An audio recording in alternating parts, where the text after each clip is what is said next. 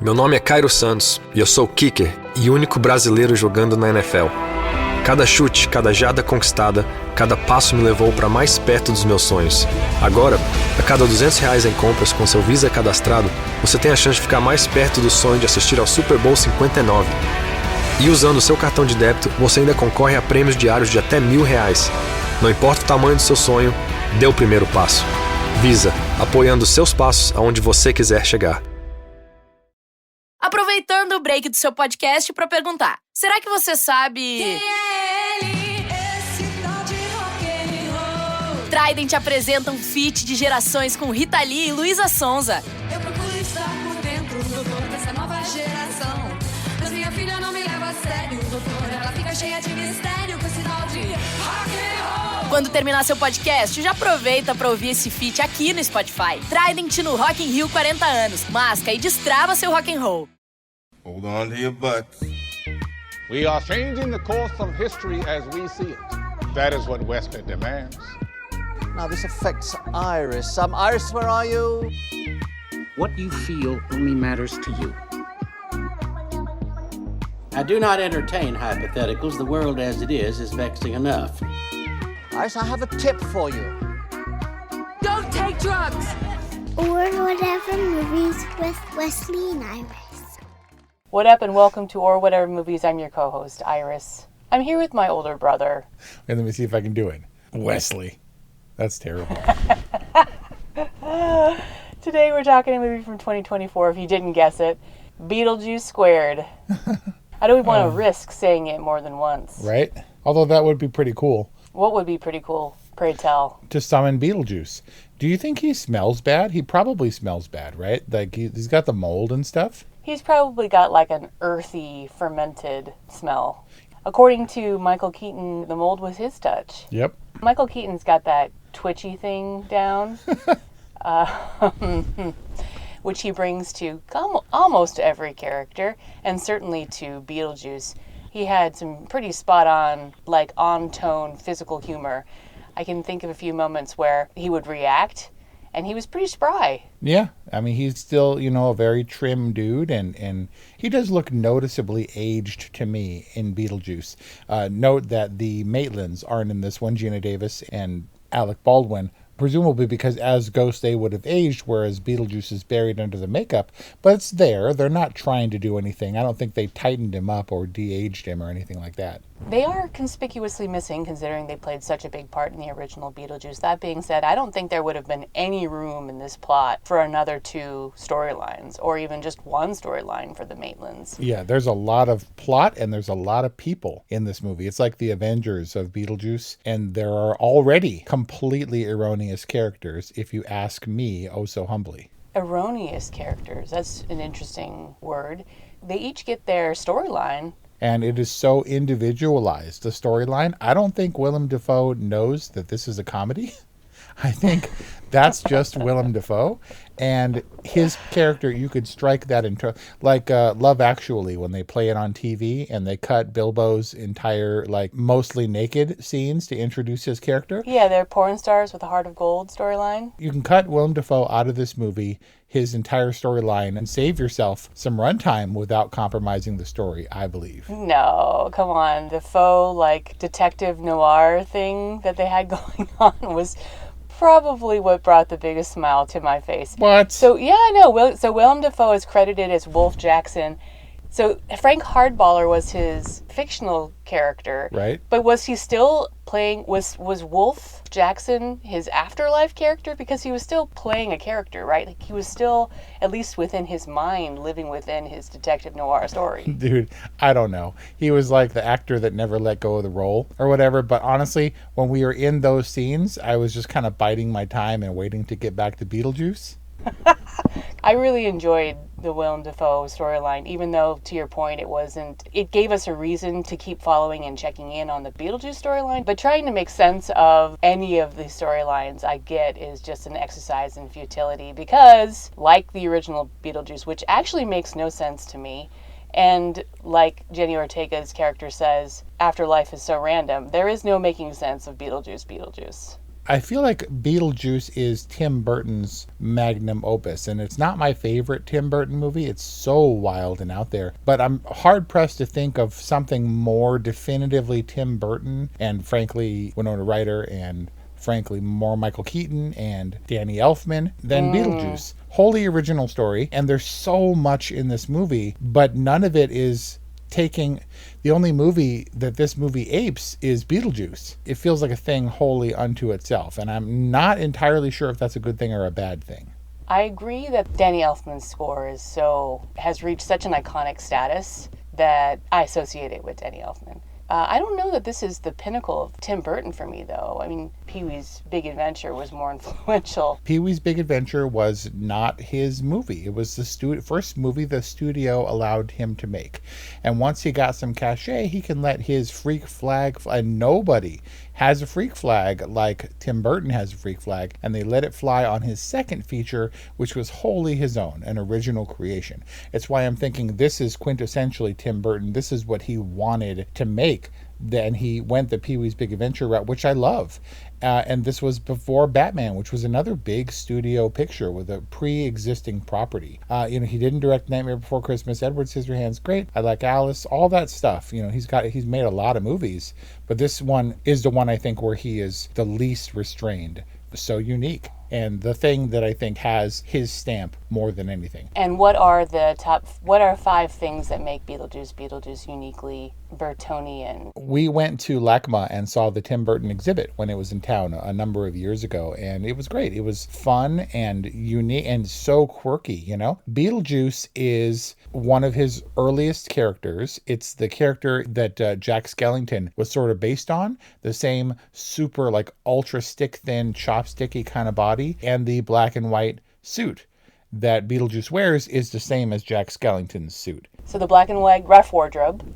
What we now associate as being so gleefully 80s, this afterlife, it feels sort of neon-y and funky shaped, and I think that's because of Tim Burton's aesthetic. So that, the heightened colors, definitely the gothness. Who's more goth in the 80s than Lydia from Beetlejuice, mainstream goth? Oh yeah, Winona Ryder had that market cornered. The quirkiness and the sort of cheesiness of his effects and the iconic music that is bouncy and fun, but also dark and creepy. That's the thing. He manages to make intestines bursting out of Michael Keaton's stomach, and he makes sucking souls and shrunken heads somehow funny. Yeah. Also, random observational references, i.e. hot dog on a stick lady. Yeah, why was she dead? Or was that to symbolize that hot dog on a stick is slowly dying? Is it not dead? I don't know. They just closed the one on Redondo Beach Pier. I guess it's not really a qualitative thing with Tim Burton, although I do think that Beetlejuice is a quality film. It's just a Tim Burton thing, right? Yeah. It doesn't make it better or worse, it just makes it more Tim Burton. More Tim Burton-y. And within that microcosmos that I've been trying to explain, how this is so uniquely Tim Burton, it feels joyous and it feels like a family film, but a big, happy Tim Burton family film, where everybody who is important is back, and etc. And you have the new faces. No one is more Tim Burton, I think, ever than Jenna Ortega, who I think fits his movies so... It's like an anomaly, this kid. Jenna Ortega seems like something that Tim Burton would have molded from clay and brought to life in his lab, to be wide-eyed, to be unique looking and so still and goth and wise. She's the definition to me of an old soul, having just turned 21 this year. It's the craziest thing ever. You consider that she is considerably older than her character is meant to be, and certainly Wednesday Addams, that she played in the Wednesday show, her first time working with Tim Burton. But Winona Ryder was 15 when she did Beetlejuice. Wow, really? And I think it was about her goth pixie kind of aesthetic. She's a young kid who looks like a Tim Burton character. Jenna Ortega maybe doesn't look like his drawings so much, but is so perfect as a human in Tim Burton's world. There aren't a lot of normal humans in his world. Normal humans. Well, Pee-wee is a heightened character, right? Jenna Ortega, what's her name in this movie? Elvira, Sylvia. What's her name? Astrid. Astrid, okay. Doesn't have the severe hairstyle that Lydia did, or definitely the bags under her eyes, the deep shadows under her eyes, looks fairly normal. Just, she's got goth in her veins as opposed to makeup on her skin. That tracks for her character, right? Because she's trying to separate herself from her freakazoid mother. She wants to be normal even though she knows that it's part of her DNA. So she's resisting in a classic kind of maudlin adolescent way, which works. But wouldn't you say that looks-wise, beside the Steven Seagal man-bun, Justin Theroux's Rory is kind of normal? Normal, but he was definitely a heightened, goofy character. When he insisted on saying Beetlejuice's name, it really spoke to, okay, we get a sense of who this dude is right off the bat. And he seemed to me to be the modern Otho character from the original Beetlejuice. That's right. Down to the hairstyle, you know? Yeah, he brings the oafishness that's not, and he doesn't look like Otho or anything. I thought that it was a pretty good touch to make him kind of hyper emotional. Like he's got, for some reason that really tickled me when he'd get weepy. I mean, I know that it was all part of his grand manipulation, but there were parts about his character, even though he was a quote unquote bad guy, that were so charming in their badness.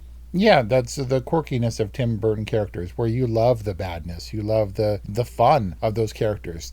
Consider the contrast between those sort of heightened characteristics and Beetlejuice. He's manic and all over the place, and then when he plays a normal dude, it's funny. You know, when he doesn't talk like Beetlejuice, he's got a few scenes where he talks normal and it's for comedy.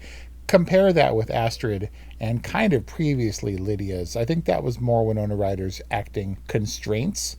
But Jenna Ortega as Astrid is so non-moving and so wise that when she hooks up with the Holdovers looking kid, who wasn't the Holdovers looking kid, you're like, really? She's interested in that treehouse literary doofus? I'm not sure that tracks. She seems entirely too old for him. It's weird, just the disparity in those characters and how Tim Burton covers the whole scale of, you know, overacting and then sort of demure, dark, stolid sort of acting. I mean, I think that they were kindred outcasts, right? And that was their thing. And it was also intended to just be a Winter River fling that I guess turned into something more. Why she would go along so naively with his plan on some false promise to see her dad again, which actually did work out. That seemed a little bit dim-witted for her otherwise pretty savvy character. I mean, she knows how to navigate the bullies at school. She knows how to navigate her bizarro mom and grandmother. That seemed a little bit naive. Yeah, but that was just modern convention. They're like, okay, this is what worked before, because in these times, dead lovers are so convincing. You'll do whatever they want. It's like Ghostbusters Frozen Kingdom, the love interest or whatever. If they're dead, you just follow them anywhere. But at least she was like flickery and flamey. How come this guy was all solid and stuff? Because all he did when he fell out of the treehouse was twist his neck a little bit. That's the real fortune. The Maitlands should have been wet for the entirety of eternity. And yet they weren't. They were just normal. And the poor dude who was hanging by the rack in the original Beetlejuice, who was squished flat by like an 18-wheeler, he has to live his entire afterlife like that. That's pretty rough. Like nearly headless Nick or whatever, being like having your head hanging off. Monica Bellucci, unfortunately, is disfigured forever, and so she has to staple herself together. It's a nice goth look, but it would be unfortunate to have to literally put yourself together every day before you go about your business. So they were like, he was lucky. Well, so what happened to Danny DeVito's gender that he looked like that for all? I think it was poison, right? He was like all green and dead, and man, for what started out as cartoony and dumb, like in, you know, as you would expect, almost like the Beetlejuice cartoon, which I'm not sure if you remember was a thing, where Beetlejuice and Lydia were buds and would go on all kinds of capers, where she kind of hated him in the first movie, and indeed starts out for this movie really hating him. Terrible spirit who messed with my entire childhood, tried to marry me and stuff. But it went so dark with Monica Bellucci and then the Danny DeVito and his death. I was like, this is awesome. Where he's like drinking Drano and getting electrocuted? And all scary looking and stuff. And he was basically a continuation, like dribbling poison out of his mouth. He looked like his Penguin character from Batman Returns, another Tim Burton movie. Obviously, he's been in a number of them. Huh. So do you think that was a intentional callback? Just the Danny DeVito character, because he's friends, and they're like, hey, we're doing Beetlejuice. It's a family movie. Come along, and we'll make you up and make you dribble horrible stuff. But I very much appreciated the turn, because you could have tamed it down for the modern era, and it definitely got uniquely Tim Burton Beetlejuice weird very quickly, and I was on board for that. I was on board for Monica Bellucci's monster turn. Obviously, there's a callback to Nightmare Before Christmas. Oh, yeah. Well, the Tim Burton aesthetic, for sure. She was also kind of corpse bridey. That was Sally. Also played by Catherine O'Hara, who plays... who returns as Delia Dietz. Right. Voiced by Catherine O'Hara, the Sally character. And then there's some corpse bride in there, too. So she is... Antes de ser Optimus Prime, ele era Orion Pax. Antes de ser Megatron, ele era D16. Antes deles serem rivais, eles eram amigos. Todos os Transformers têm uma origem. Você está pronto para descobrir? Vem aí, o filme de origem mais aguardado da história. Transformers, o início. Dia 26 de setembro, somente nos cinemas. Essa música numa aventura off-road, hein? Já imaginou? Então aproveita para se imaginar a bordo do novo Jeep Renegade 2025. Agora com as novas versões Altitude, Willys, Sahara e Night Eagle. Todas com motor turbo de 185 cavalos, o mais potente da categoria, capacidade off-road e 5 anos de garantia. Com certeza um deles é a sua cara. Ou melhor, o seu espírito aventureiro. Aproveite. Faça um test drive no novo Jeep Renegade. Paz no Trânsito começa por você. Beetlejuice's ex-wife? Well, I think she was his wife when she died, which makes her the ex, I guess, until death do you part. And was he just being arrogant that she was pursuing him because she wanted to get back with him, or was this a revenge tale for Dolores? Oh, definitely a revenge tale. Dolores, a very telling name, but he was spinning it as, my ex, she's crazy about me, and chick's crazy and kind of thing. And so that's how he would spin it to anyone who would listen. Because she pursues him all Terminator-like, but that really is kind of the simplicity of her plot. She's the Wraith and she's sucking souls or whatever, but that's about it. On the far end, she's the opposite of the Willem Dafoe character, where she's serious and all business and charging after Beetlejuice, chasing him through the afterlife with no gun. And that's it. That's her character was fairly contained. There was a showdown, which is inevitable, where they're going to meet up, but not really. Like the scene she shared with Beetlejuice and the other characters in the church was fairly brief. And what song do they choose for the showdown? I looked it up. I don't know, but it was all amped up. Kelly Ray said it did go on a little bit too long. It was the new Deo or whatever, but I'm pretty sure that they got the entirety of that song in the movie. And it was like they were trying to force it to be a hit.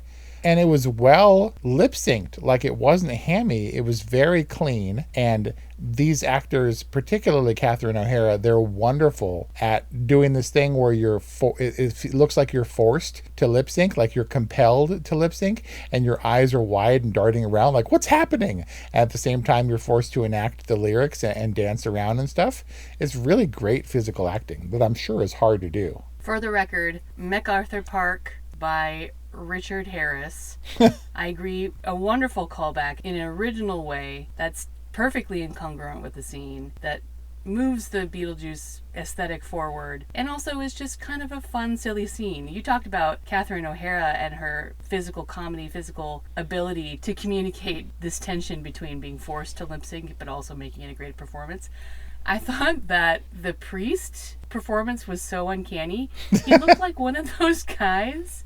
He looked like one of the busts from the Haunted Mansion, where the mouth is projected onto his face. and kind of completely distinct from every other feature on his face. Like, his mouth was behaving completely independently from the rest of his features. Did you see that? It was so eerie. It was almost like from an old Italian movie, and his mouth was speaking English, was dubbed onto his body like Rook from Alien Covenant.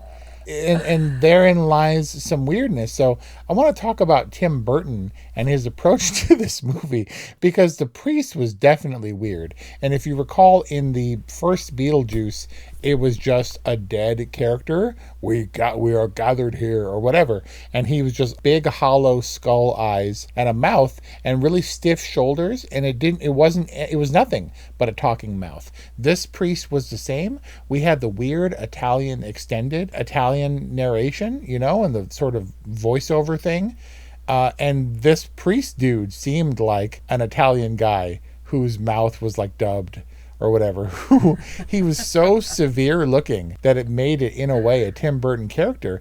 But it goes back to Tim Burton just sort of randomly doing things that Tim Burton likes.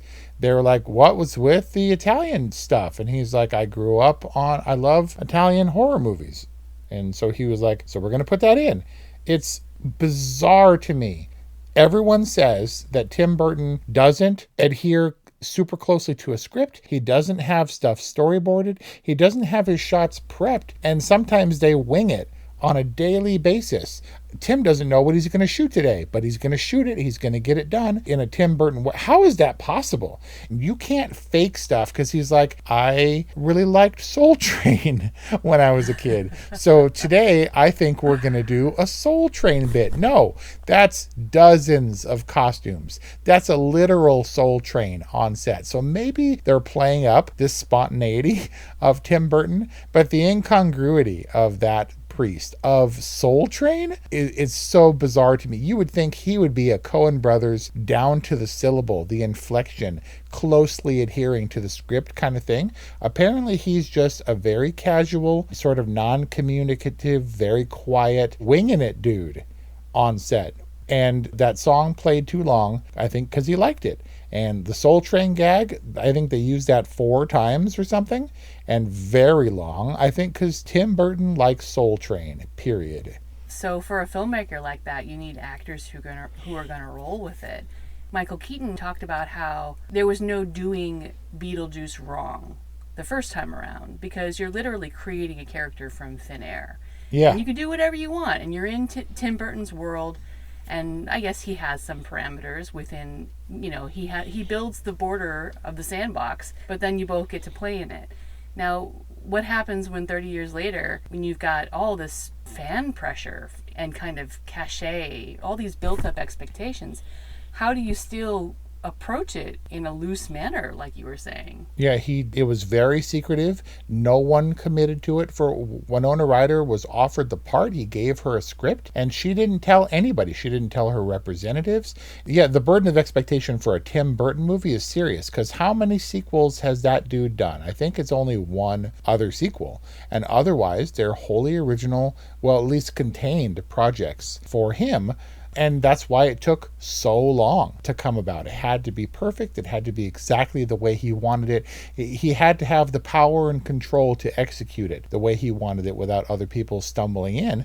So yeah, it had to take enough time to get it right. It's shocking to me that this wasn't written by Tim Burton, because this feels so Beetlejuicy. Alfred Goff wrote his Wednesday stuff, and I know that, these were based on his original characters, and so he seems okay with collaborating in that point, because I would say that maybe more than anyone, Tim Burton is a visual filmmaker that has a flair. That's not true. There's a lot of directors that have a very clear visual stamp, but he seems to corner the market on the weird gothy stuff. I feel like you can't dissect and construct Frankenstein like a Beetlejuice script. I think it's something you just need to intuit. And then I imagine that Tim Burton just puts on a whole other layer to whatever this script was. You can't step in and challenge a Tim Burton script, because only Tim Burton knows what that is. You can't rein Quentin Tarantino in, or Stanley Kubrick, or somebody like that. But what you can do, from a producer perspective, is maybe rein them in, maybe trim a little bit of the fat from the edges. And it doesn't seem like that was, because there's a lot in this movie that I don't think needed to be there. Willem Dafoe, probably the easiest to point out. I'm saying that once you introduce baby juice in the world, then you can't get rid of him. You can't kick it behind the couch forever. And now there's a baby juice in the world. And I'm not sure how I feel about that. Well, baby juice is obviously toyetic. What? And we're going to see him this Halloween.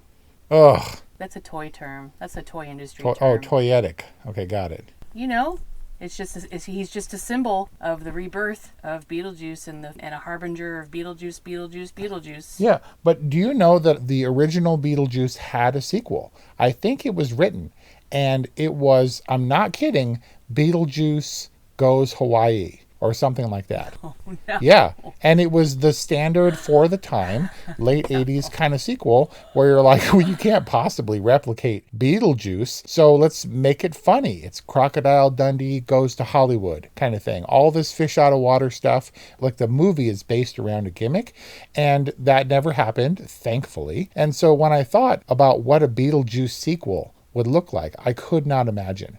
And I think that's why it took them so long to get it right. And I was filled with admiration how they could not only go back to the world of Beetlejuice to make it look the same, sound the same, feel the same, but to expand on it. Kelly Ray called it. It's not a retread of Beetlejuice. It's the Top Gun Maverick of Tim Burton movies, expanding on it in all directions. Note the obligatory Top Gun Maverick reference on your bingo card.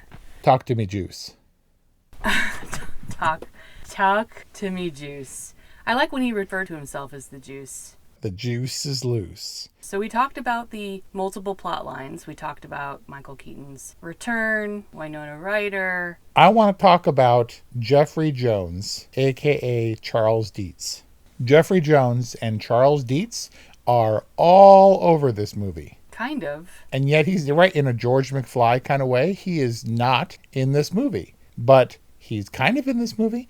Like, I was looking for a special thanks because they used his image multiple times. I hope that if I get eaten by a shark, that my headstone isn't an ocean blue shark fin. That's just Delia's artistic temperament rearing its ugly head.